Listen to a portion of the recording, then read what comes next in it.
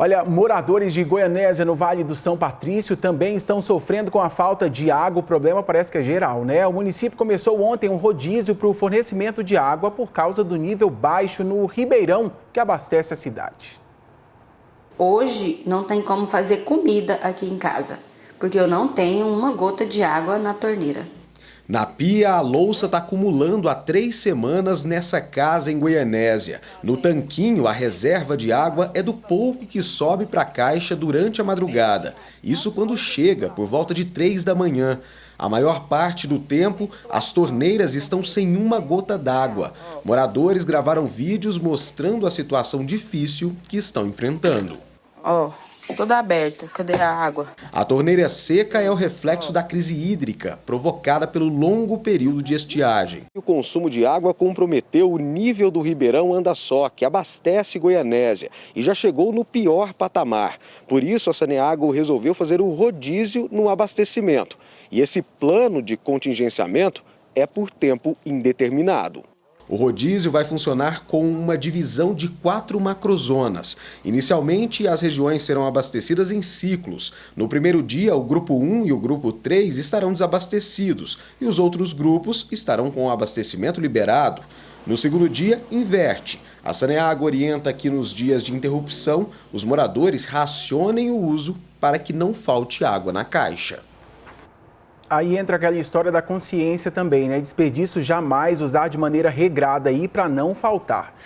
Quero te contar agora que em Anápolis um bandido roubou o carro de uma mulher no estacionamento de um supermercado. Horas depois, esse mesmo bandido entrou em confronto com a PM e acabou morrendo. Quem tem as informações ao vivo de Anápolis é o repórter Jonathan Moreira.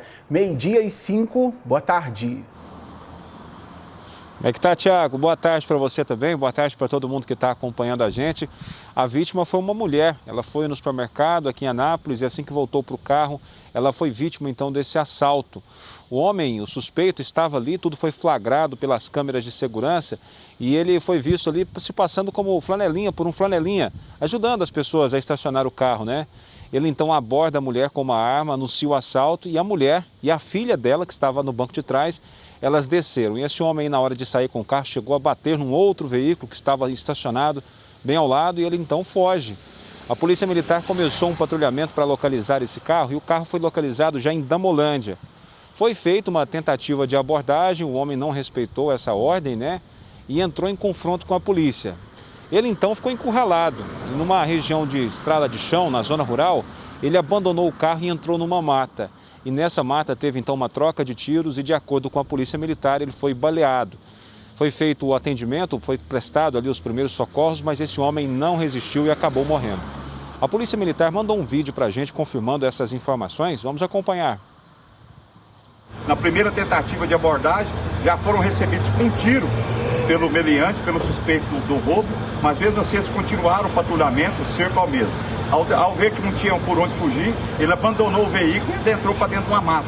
Não tiveram outra opção a não ser reagir àquela injusta agressão e chamar o bombeiro para socorrer o mesmo. Então tá aí, esse homem, o suspeito que morreu, ele tinha passagem por roubo. Tiago. Obrigado por sua participação. Jonathan Moreira falando ao vivo de Anápolis. Valeu!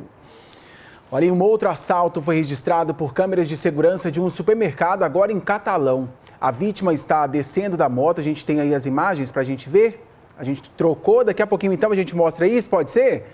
Isso, então, vamos para o próximo assunto. Daqui a pouquinho a gente fala desse outro assalto lá em Catalão, porque agora eu quero te contar que um homem que estava na garupa de uma moto foi arremessado para a pista após uma batida e acabou morrendo atropelado em Caldas Novas. Segundo o Corpo de Bombeiros, o condutor da moto perdeu o controle e bateu na traseira de um carro na GO 139, que liga Caldas Novas a Piracanjuba, no sul do estado. Quando os bombeiros chegaram no local, a vítima já estava morta. Já o condutor da moto teve ferimentos no rosto e foi levado para a UPA de Caldas.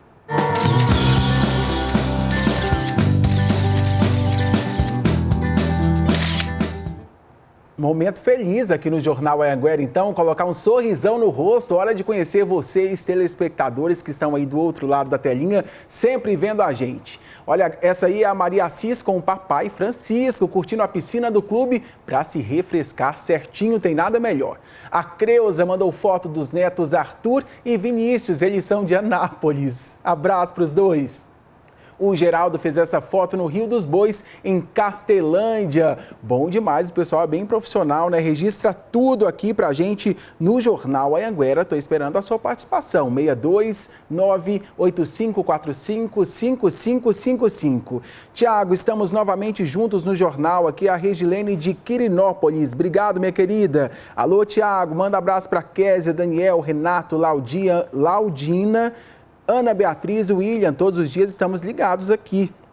Boa tarde, Tiago. Sou a Marlene do setor industrial Calixto. Manda um abraço para o meu pai Militão, minha mãe Maria Emília, irmã Marli, meu irmão Nenzim e meu marido Alencar. O povo manda abraço para a família inteira para fazer moral, né? Certinho, abração. Daqui a pouquinho eu tento ler mais. Você pode mandar a sua participação no 62985455555.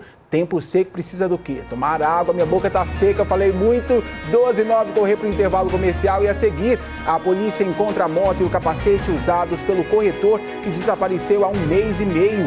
E Itumbiara começa a vacinar contra a Covid-19 adolescentes com 12 anos ou mais que têm algum tipo de deficiência. Antes de tudo isso, tem um recado super especial das irmãs Fernanda e Nicole de Anápolis. Boa tarde, Geral Anhanguera, volta já. A Polícia Civil de Jaraguá encontrou a moto e o capacete usados por Gleidmar, o corretor que desapareceu depois de ter sido visto saindo de um motel na cidade, isso há mais ou menos 1 mês e meio. A gente tem acompanhado esse caso e o Jonathan Moreira chega agora com as informações dessa nova pista. Isso ajuda de que maneira, hein, Jonathan? Com você outra vez.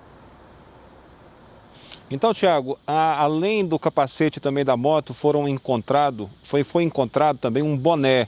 De acordo com policiais, esses objetos estavam com o Gleidmar no dia em que ele foi visto.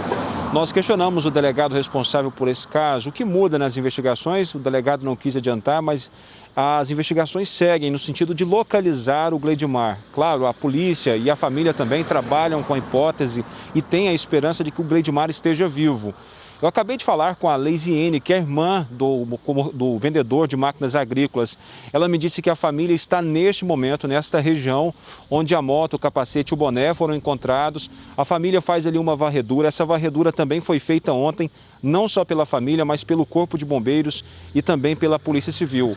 Mas até o momento não foi encontrado nenhum vestígio que comprove que o Gleidmar esteve ali naquela região. Gleidmar Cândido da Luz é vendedor de máquinas agrícolas da cidade de Itaguaru.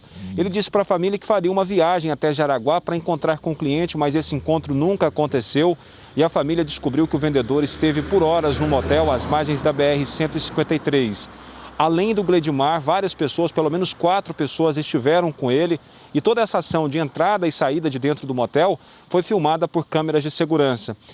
Esta foi a última vez que o Gleidmar foi visto e 3 pessoas foram presas, pessoas que estiveram com o Gleidmar nesse motel. E desde então, essa investigação segue atrás aí de alguma informação que leve até o paradeiro do Gleidmar. A Polícia Civil, inclusive, conta com a ajuda das pessoas com denúncias pelo 197. Tiago. Obrigado por sua participação, Jonathan. E o diretor da Santa Casa de Catalão e ex-prefeito da cidade, Aguinaldo Mesquita, morreu vítima da Covid-19. A Aline Braga está ao vivo de Catalão e tem mais informações para a gente. Você que acompanhou parte desse cortejo aí, não é isso, Aline? Com você, boa tarde. Boa tarde, Tiago. Boa tarde para todo mundo que está acompanhando a gente. A cidade de Catalão está bastante comovida com a morte do doutor Aguinaldo Mesquita. Ele tinha 72 anos e morreu ontem no início da noite em Goiânia. O doutor Aguinaldo era atual diretor da Santa Casa aqui em Catalão e trabalhou por mais de 40 anos nesse hospital. Ele era bastante querido pelos funcionários, por toda a comunidade aqui em Catalão e também pelos colegas médicos. Ele foi, inclusive, prefeito da cidade no final da década de 1990. O doutor Aguinaldo, ele testou positivo no mês de julho e no finalzinho do mês precisou ser transferido O paciente do hospital de campanha de Porangatu recebeu alta, olha só que boa notícia. Ele ficou mais de 60 dias internado, lutando contra a Covid. O homem de 46 anos tinha sido transferido para o Hospital Centro-Norte, em Uruaçu, depois da pane no hospital de Porangatu, por causa de uma queda de energia. Isso em julho. Ao todo, 11 pacientes foram transferidos, mas infelizmente 8 morreram. Um paciente ainda continua internado.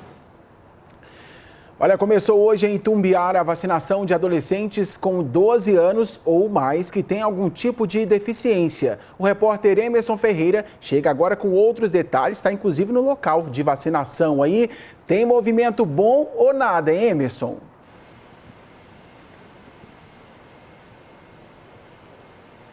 Pois é, Tiago, por aqui movimentação bem tranquila, viu, Tiago? Mais cedo o movimento foi um pouco maior, mas agora está bem tranquilo aqui no município. Eu falo direto aqui do Palácio das Águas, que é esse ponto de vacinação. As doses que estão sendo aplicadas aqui hoje são da Pfizer, né? Precisam ficar refrigeradas. O público-alvo são adolescentes que tenham entre 12 e 17 anos e algum tipo de deficiência permanente. A vacinação começou às 9 da manhã, então mais cedo teve bastante movimento aqui e essa vacinação vai até às 3 da tarde. 500 senhas estão disponíveis, viu? Importante trazer documentos pessoais e também um documento que comprove a deficiência permanente. Hoje também tem vacinação na PAI e também na AMA, que é a Associação de Amigos do Autista aqui de Itumbiara. Até o momento, a gente vai atualizar agora os dados, Itumbiara já aplicou a primeira dose para 73.500 pessoas, segunda dose para quase 37 mil pessoas, dose única 1.800 pessoas e aquela dose de reforço também já foi aplicada a 150 pessoas. Então até às 3 da tarde para esse público de 12 aos 17 anos que tem alguma deficiência permanente. Não pode perder tempo, né, Tiago? Volto com você. De jeito nenhum, inclusive já se organiza para tomar a vacina. Você que tem 12 anos ou mais, atenção papai, atenção mamãe, corre lá para o posto para imunizar o filhão. Combinado? Obrigado por sua participação, Emerson. Agora tem um recado importante também para os moradores de Santa Helena, lá no sudoeste do estado. O ambulatório destinado ao tratamento da Covid-19 não está mais funcionando. Ao vivo, a Murielle Silva tem as informações para a gente. Parou de funcionar por quê, hein, Muri? Boa tarde. Oi, Tiago. Boa tarde para você, para todo mundo que acompanha a gente. A Secretaria Municipal de Saúde disse que parou de funcionar porque, graças a Deus, caiu bastante o número de casos confirmados e suspeitos de Covid em Santa Helena. Esse ambulatório começou a funcionar no ano passado, né, e funcionou até este mês, mas a partir de agora, os moradores de Santa Helena que tiverem casos suspeitos de Covid devem procurar as unidades básicas de saúde. Elas são 7, distribuídas em vários bairros da cidade. E aí, se você aí de Santa Helena tiver alguma dúvida sobre isso, é só ligar no 64-3641-8723. E eu quero repetir que a partir de agora, você de Santa Helena que tiver alguma suspeita de Covid, algum sintoma, já pode procurar então as unidades básicas de saúde. Não mais aquele ambulatório que foi formado, né, que foi montado para atender os casos suspeitos da doença. Para a gente atualizar os números da Covid em Santa Helena, até agora são 7.140 casos, 6.870 pessoas se recuperaram da doença e foram registradas 240 mortes por Covid. Tiago? Tá certo, Muri. Agora eu recebi uma mensagem bem legal aqui do Júnior, nosso telespectador fiel lá de Rio Verde. Diz que começou a pingar lá no bairro Popular. Aí onde você está tem chuva, tem pingos ou nada disso? Tiago, eu tive a impressão de ter sentido, mas sabe quando você nem acredita? Eu falei, gente, será que eu tô ficando maluca? Será que não é um bichinho? Não, mas aqui o tempo tá mais fechadinho, tá parecendo que tá mais nublado mesmo. Vai que cola, né? Vai que cai chuva de verdade daqui a pouco. Então não foi impressão não, tava certinha mesmo. Oh Deus, tem que chover mesmo. Obrigado por sua participação, Muri. Tô falando aqui desses pingos lá em Rio Verde porque tem agora a previsão do tempo.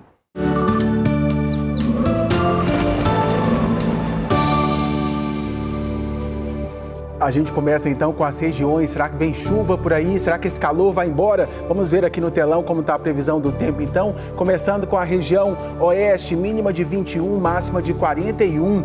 Centro, mínima de 19, máxima de 38. Região sudoeste, lá na Muri, mínima 17, máxima de 37. Na previsão, pelo menos para a região, não está falando de chuva, hein? Lá na região norte tem mínima de 22, máxima de 40. Região leste, mínima de 16, máxima de 38. Região sul, mínima de 18 e máxima de 37. A gente preparou também a previsão para algumas cidades aqui do estado, começando por Porangatu, mínima de 22, máxima de 39. Catalão tem mínima de 22, máxima de 36. Lá em Anápolis, mínima de 21, máxima de 33. A preocupação com a umidade relativa do ar também é muita, precisa se hidratar bastante. A umidade ainda não melhorou porque, claro, precisa de chuva. O nosso repórter Eduardo Marins, que também mora em Rio Verde, diz que tem alguns pingos lá na região do setor Santo Agostinho. Chuva em Rio Verde, vocês fazem foto, vídeo e mandem pra gente pelo número 62985455555. Olha, em entrevista ao Bom Dia Goiás, o André Amorim, gerente do Centro de Informações Meteorológicas e Hidrológicas de Goiás, falou que não tem previsão de chuva para os próximos dias. Aí reclamando, mas por enquanto, possibilidade de pancadinhas de chuva ali para a região sul e sudoeste por conta de uma frente que está avançando. De quarta para quinta-feira, mas para o restante do estado, infelizmente, temperaturas altas e umidade relativa do ar baixa. Apesar que essas chuvinhas, quando elas ocorrem, acaba momentaneamente amenizando, melhorando. Pouquinho, né? Mas, Nayara, no outro dia é como se não ocorresse nada. O sol de rachar mamona aqui em Goiás, como se diz, né? Uhum. E também umidade relativa muito. A região oeste, sim, com altas temperaturas. Já está aí chegando à casa dos 37 graus. Nem falar que em julho estávamos com 0 graus, né? Então, realmente, é um efeito muito... O corpo humano, nós aqui em Goiás, estamos assim experimentando de manhã temperaturas um pouquinho, né? Já começa com esse ventinho aqui, até bom, mas nós alçamos voo aí. Tem que chover, gente. O Júnior lá me mandou algumas fotos. O tempo realmente fechou em Rio Verde. Tomara que venha chuva tranquila aí para refrescar, porque tá demais.